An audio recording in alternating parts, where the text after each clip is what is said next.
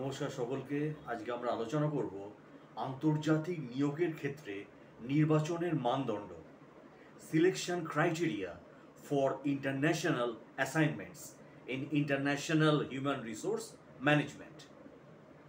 তো আজকের আলোচনায় প্রথমে বলবো আন্তর্জাতিক কার্যক্রম পরিচালনার জন্যে কর্মী নির্বাচনের সিদ্ধান্ত একটি প্রতিষ্ঠানের ক্ষেত্রে বিশেষভাবে গুরুত্বপূর্ণ ভূমিকা পালন করে।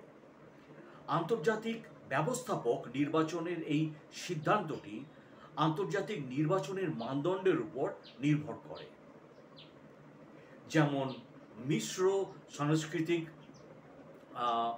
তার মধ্যে রয়েছে কৌশলগত দক্ষতা, তার মধ্যে রয়েছে পারিবারিক প্রয়োজন, এইগুলো রয়েছে। তো প্রথমে আলোচনা করব কৌশলগত দক্ষতা, টেকনিক্যাল অ্যাবিলিটি।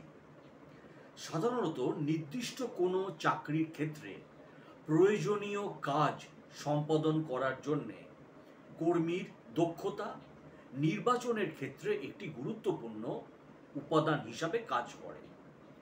আন্তর্জাতিক নির্বাচনের ক্ষেত্রে কর্মীর প্রযুক্তিগত এবং ব্যবস্থাপকীয় দক্ষতা বিশেষভাবে যাচাই করা হয়। যেহেতু এক্সপাট্রিয়েটস বা প্রবাসী কর্মী মূলত অভ্যন্তরীণ নিয়োগের অধীন, সেক্ষেত্রে অতীত কার্যক্রম মূল্যায়নের মাধ্যমে কর্মীর দক্ষতা সম্পর্কে ধারণা পাওয়া যেতে পারে। এরপরে আলোচনায় আসব মিশ্র সাংস্কৃতিক উপযুক্ততা, ক্রস কালচারাল সুইটেবিলিটি। একজন প্রবাসী কর্মীর কাজের সাফল্য অনেকাংশেই নির্ভর করে কর্মীটি যে সংস্কৃতিতে কাজ করেছে তার ধরনের উপর।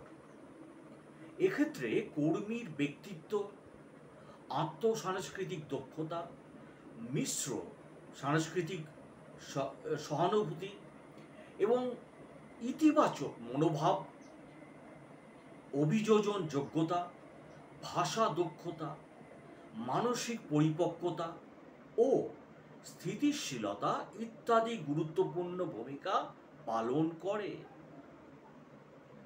এরপরে বলবো পারিবারিক প্রয়োজন, ফ্যামিলি রিকোয়ারমেন্ট। পরিবার, বিশেষ করে জীবনসঙ্গী, একজন প্রবাসী কর্মীর কার্যক্রমের সাফল্যের উপর বিশেষভাবে প্রভাব বিস্তার করে। পরিবারের সাথে যোগাযোগ ছাড়াও আরও যে সমস্ত বিষয়গুলো কর্মীর কার্যক্রমকে প্রভাবিত করতে পারে তা হলো পারিবারিক দায়িত্ব বন্টন, জীবনসঙ্গীর পেশাগত ত্যাগ স্বীকার বা বন্ধুবান্ধব, সামাজিক যোগাযোগ থেকে বিচ্ছিন্নতা, সন্তানের পড়াশোনা ব্যাহত হওয়া, বয়স্ক পিতামাতার দেখাশোনা করা, একক মা বাবা হিসাবে দায়িত্ব পালন করা, আইনগত জটিলতা ইত্যাদি। কিছু কিছু প্রতিষ্ঠান নিয়োগ সংক্রান্ত বিষয়ে সিদ্ধান্ত নেওয়ার পূর্বে কর্মীর পারিবারিক উপযুক্ততা যাচাইয়ের জন্য বিভিন্ন পদ্ধতি অনুসরণ করে। এর একটি উদাহরণ হল অভিযোজনযোগ্য স্ক্রিনিং, অ্যাডাপ্টেবিলিটি স্ক্রিনিং, যেখানে কর্মী এবং তার পরিবার বিদেশি জীবনের কঠোরতা, চাপ ইত্যাদি কতটুকু মোকাবেলা করতে পারে তা মূল্যায়ন করা হয়। এরপরে বলবো দেশ এবং সাংস্কৃতিক অবস্থা, কান্ট্রি অ্যান্ড কালচারাল রিকোয়ারমেন্টস। তত্ত্বাবধায়ক দেশের আইনগত বিধিনিষেধ এবং সাংস্কৃতিক অবস্থা কর্মী নির্বাচনের ক্ষেত্রে নির্ধারক হিসাবে কাজ করে। তত্ত্বাবধায়ক দেশের অভিবাসন সম্পর্কিত আইন, জীবনসঙ্গীর কাজ করার অনুমতি সম্পর্কিত নিয়ম, প্রত্যন্ত বা ঝুঁকিপূর্ণ স্থানে দায়িত্ব অর্পণ ইত্যাদি ক্ষেত্রে প্রভাব ফেলে। আবার অনেক প্রতিষ্ঠান কর্মীর সদস্যদের একসঙ্গে থাকা সংক্রান্ত অতিরিক্ত দায়িত্ব বহন করতে চায় না। এরপরে বলবো বহুজাতিক প্রতিষ্ঠানের পরিস্থিতি, মাল্টি ন্যাশনাল এন্টারপ্রাইজ সিচুয়েশন। কর্মী নিয়োগের সিদ্ধান্তগুলো বহুজাতিক প্রতিষ্ঠানটির বিশেষ কিছু পরিস্থিতি দ্বারা প্রভাবিত হতে পারে, যেমন কর্মী নিয়োগের পদ্ধতি, কার্যক্রমের ধরন, আরোপিত দায়িত্বের ধরন ও সময়সীমা ইত্যাদি কর্মী বাছাইয়ের সিদ্ধান্তে প্রভাব ফেলে। যেমন দায়িত্বের সময়সীমা যদি অল্প হয় তবে কর্মী বাছাইয়ের ক্ষেত্রে পরিবারকে বিবেচনা করার প্রয়োজন হয় না। আবার কর্মী দায়িত্ব যদি হয় স্থানীয় কর্মীদের প্রশিক্ষণ প্রদান, তবে কর্মী বাছাইয়ের ক্ষেত্রে তার প্রশিক্ষণ প্রদানের দক্ষতা যাচাই করা হয়। এরপরে আসবো ভাষা বা ল্যাঙ্গুয়েজ। স্থানীয় ভাষা অর্থাৎ তত্ত্বাবধায়ক দেশের ভাষায় কথা বলা এবং যোগাযোগ করার দক্ষতা কর্মী বাছাইয়ের ক্ষেত্রে অত্যন্ত গুরুত্বপূর্ণ উপাদান হিসাবে কাজ করে। এছাড়াও অনেক বহুজাতিক প্রতিষ্ঠান তাদের বিভিন্ন বিবরণী, কার্যপদ্ধতি ও তথ্য প্রদানের বা আদান প্রদানের সুবিধার্থে সাধারণ সর্বজনীন ভাষা ব্যবহার করে থাকে। কর্মীর সাধারণ সর্বজনীন ভাষায় যোগাযোগের দক্ষতাও আরেকটি উল্লেখযোগ্য উপাদান হিসাবে কর্মী বাছাইয়ের কাজ করে। তো আমরা কি এখান থেকে বুঝলাম? আন্তর্জাতিক মানব সম্পদ ব্যবস্থাপনা বৈশ্বিক কৌশল বাস্তবায়নের একটি গুরুত্বপূর্ণ উপাদান, যা ক্রমবর্ধমান আন্তর্জাতিক ব্যবসায় সাফল্য এবং ব্যর্থতা প্রধান নির্ণায়ক হিসাবে স্বীকৃতি হচ্ছে। আন্তর্জাতিক কার্যক্রম পরিচালনায় কর্মী নিয়োগের ক্ষেত্রে প্রধান চারটি বিকল্প পদ্ধতি হল ইথোসেন্ট্রিক, পলিসেন্ট্রিক, রিজিওসেন্ট্রিক এবং জিওসেন্ট্রিক। প্রতিটি পদ্ধতির নিজস্ব কিছু সুবিধা অসুবিধা রয়েছে, যেটি আমি পূর্বের ব্লগে আলোচনা করেছি, এবং প্রতিষ্ঠানের কৌশলের উপর ভিত্তি করে নির্দিষ্ট পদ্ধতি ব্যবহার করা হয়।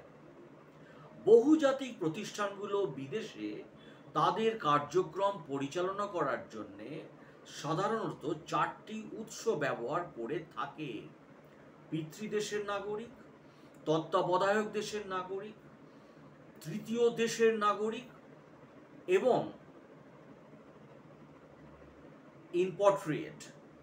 কর্মী নির্বাচনের ক্ষেত্রে কৌশলগত দক্ষতা, মিশ্র সাংস্কৃতিক উপযুক্ততা, পারিবারিক প্রয়োজন, দেশ এবং সাংস্কৃতিক অবস্থা, ভাষা, বহুজাতিক প্রতিষ্ঠানের পরিস্থিতি ইত্যাদি মানদণ্ড হিসাবে ব্যবহার করা হয়। তো এবারে আমি আলোচনা করব ইন্টারন্যাশনাল ট্রেনিং অ্যান্ড ডেভেলপমেন্ট। বৈশ্বিক বাজারে সাফল্যের সাথে প্রতিযোগিতায় টিকে থাকার জন্য বিভিন্ন বহুজাতিক প্রতিষ্ঠানগুলো মানব সম্পদকে তাদের মূল দক্ষতা ও প্রতিযোগিতামূলক সুবিধার কম্পিটিটিভ অ্যাডভান্টেজ হিসেবে ব্যবহার করে থাকে।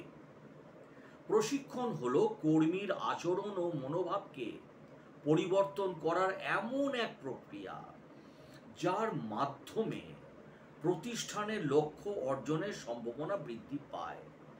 প্রতিষ্ঠানের মাধ্যমে বহুজাতিক প্রতিষ্ঠানগুলো মানব সম্পদগুলো মানব মূলধন, হিউম্যান ক্যাপিটালে পরিণত করে। তাই আন্তর্জাতিক প্রতিষ্ঠানের জন্য প্রশিক্ষণের ব্যবস্থা করা অত্যন্ত গুরুত্বপূর্ণ। Training for workers is extremely mandatory for organisation. বিশেষ করে প্রবাসী কর্মী, এক্সপাট্রিয়েটস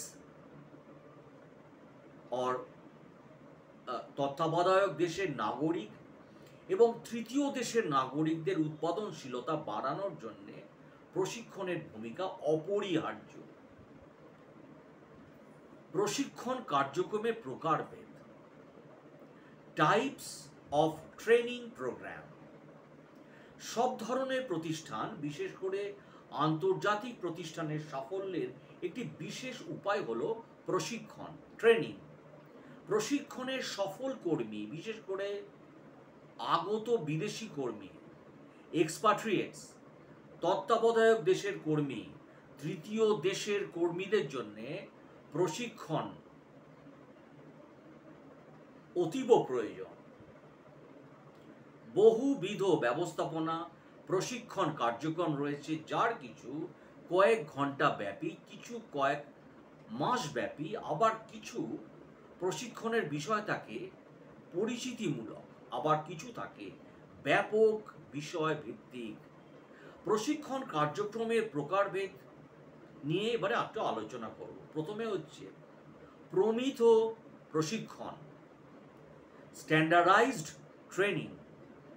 কিছু ব্যবস্থাপনা প্রশিক্ষণ প্রমিত বা সাধারণ এবং সাংস্কৃতিক ভিত্তিক নয়। এই শিক্ষা যে কোনো দেশের প্রতিষ্ঠানে ব্যবহার করা যাবে, যেমন পরিমাণগত বিশ্লেষণের মাধ্যমে সিদ্ধান্ত গ্রহণের প্রশিক্ষণ, যার প্রয়োগ যে কোনো সংস্কৃতিতেই করা যাবে।